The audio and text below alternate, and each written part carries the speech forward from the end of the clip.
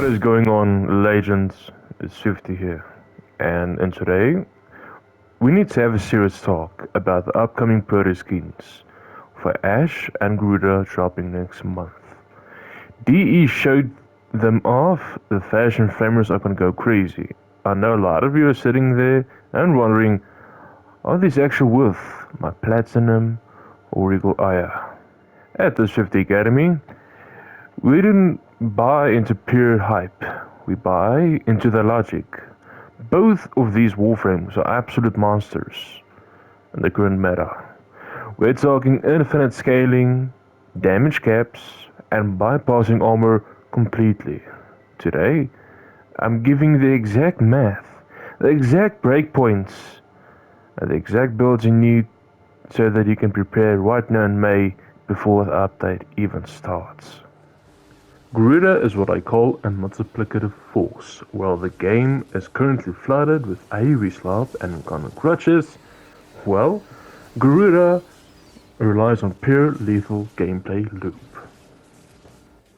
It all starts with a passive. The more blood you spill, the higher your damage multiplier goes. It's literally a snowball effect, and it's exactly how I've accidentally triggered the damage cap multiple times. But to make a kit flip perfectly, without wasting mod slots, you need to know the golden numbers. Here is the secret.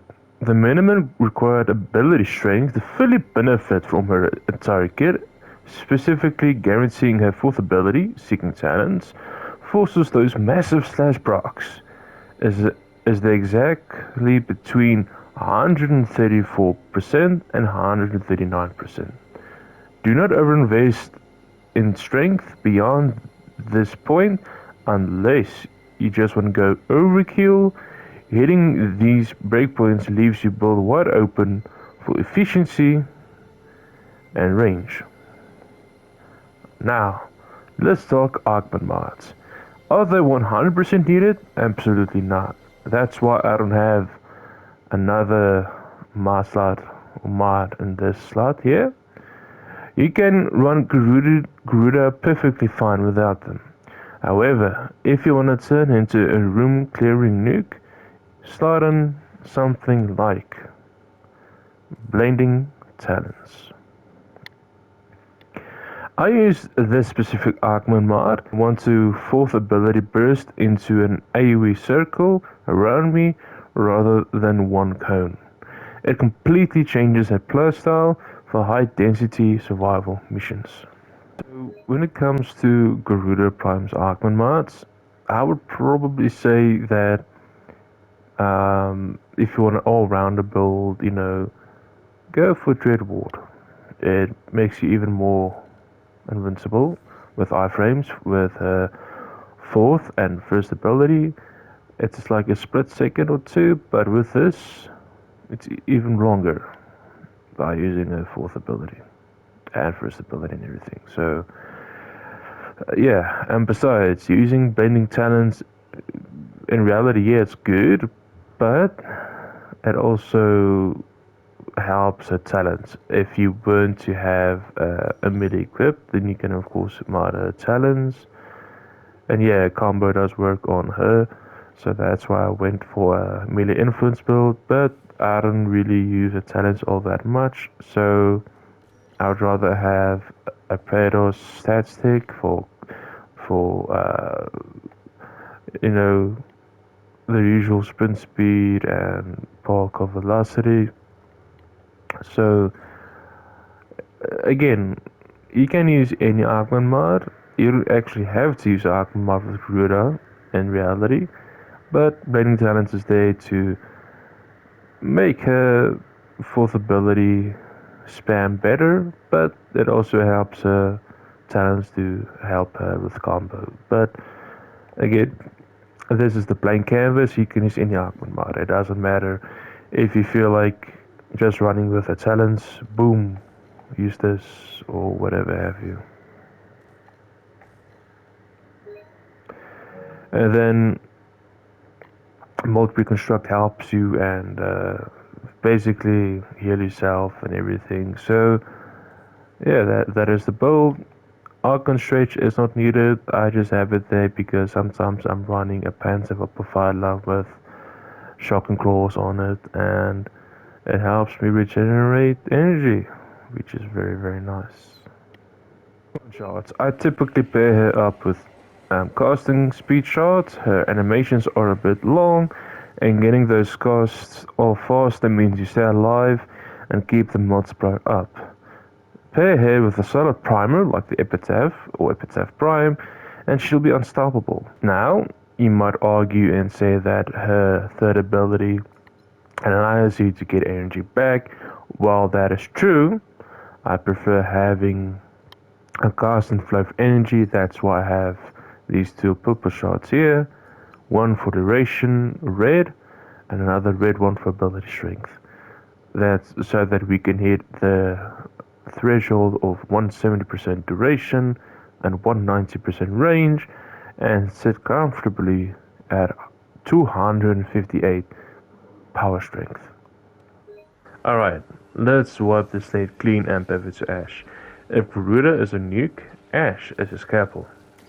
When DE tries to force artificially difficulty on us, with heavily armored enemies or restricted layouts, well, Ash just laughs and bypasses their defenses entirely. Now then, Ash's passive is the foundation of his lethality. Any bleed proc inflicted by Ash deals 25% more damage and lasts 50% longer. In a game where status weighting is everything, Ash is an indisputable king of slash. Here's the exact math you need to prepare before his Protoskin drops.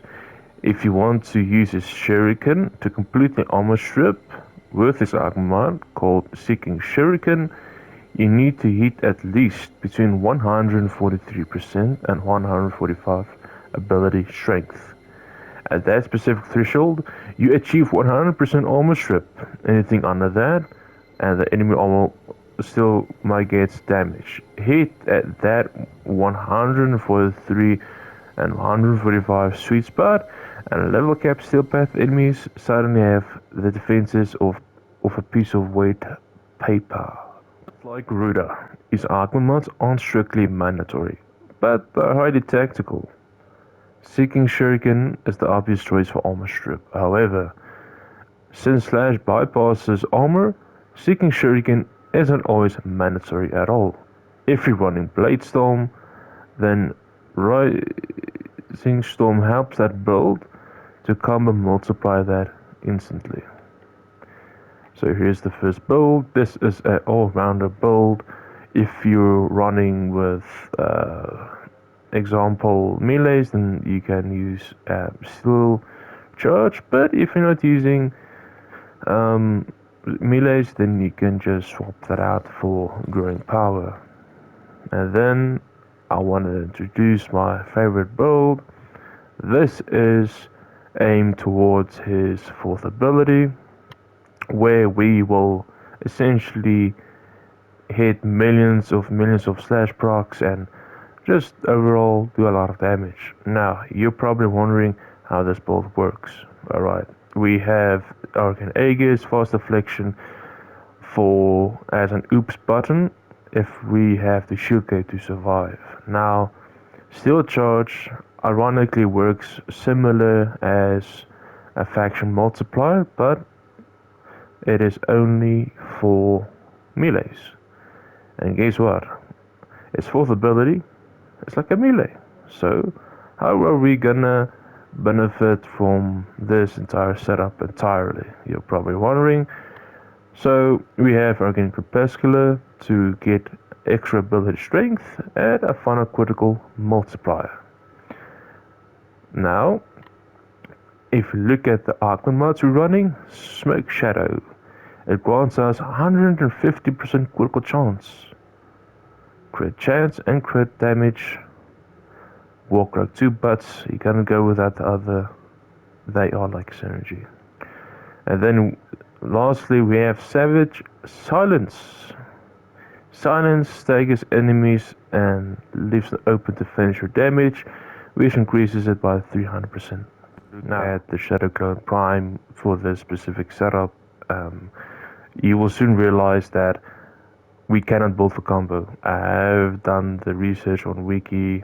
That's something that I would recommend as well. Do research beforehand when you try and make builds, and you soon realize that this build doesn't work. You're probably wondering what you should do, whatever have you, and no, you cannot build for status, even with weeping wounds. Again, it cannot build combo at all. Even though it says, 12x or 3x on your screen, it doesn't count. Trust me, I've tried it. It simply doesn't work for some reason. Okay, so the idea behind this build is that, and you should keep in mind that his Archon mod that gives you 100% critical chance also applies to his shadow clones. And it increases your critical damage and everything overall. I don't know the exact maths of it. You can do the maths on your own, but just think of it as it just works. It's just a big old synergy that works together. And if you're wondering how we will build up combo, we have relentless combination. It says 100% chance to increase combo multiplier with slash. Basically, you're doing slash the entire time, so your combo is going to go up and up. So using this is better than using melee crescendo, because melee crescendo only gives you or helps your combo multiplier. But if you use something like melee duplicate, it will basically give you the chance of doubling your damage overall. Build for this build specifically, again, you can use any build. That is just something that I figured out. I will point out and say that, you know what, you can go and build for his for the ability, but it's niche. It's not always needed. But if you want something fun, you can go do that. That's just the build. And yeah, Steel Charge is like a faction multiplier. It's how it's coded essentially. So having to run faction mods is not always needed, especially when using Steel Charge. But for general purposes and cases, this is what I use because of raw, and it's just good for everything. Look at the Archon shards. I have two purple ones again for the equilibrium effect. I know, very original, I don't care. But the ability duration and strength is very good for that sweet 170% duration, so that we don't have to worry about spending more energy to cast abilities because they last longer, and casting speed because we want our abilities to shine and not be there and be a sitting duck essentially. And there you have it. Those are the few builds that I present to you with Garuda and Ash. Now both of them are phenomenal. Slash is still relevant, Slash is still good even against Corpus, Uranier, whatever have you. It bypasses armor completely, and these two are just slash monsters. They are still relevant, and with these builds or guide or tips that I've shown you today, I do hope it changes your mind or helps you decide if it's worth picking up the Protoskins, for they do look phenomenal. But they're only as deadly as the turner controlling them. Know that you have the exact numbers to prep your layouts, format your warframes, get your shards ready, and leave the rest of your build as a blank canvas to adapt to your own playstyle. If this deep dive has helped you in terms of preparing, hit that like button, subscribe. We are on the road to 300 subscribers, and the Swifty Academy is growing fast. Jump into the Discord link below and let me know painting your blank canvas. I'm Swifty. Stay tactical, legends. See ya.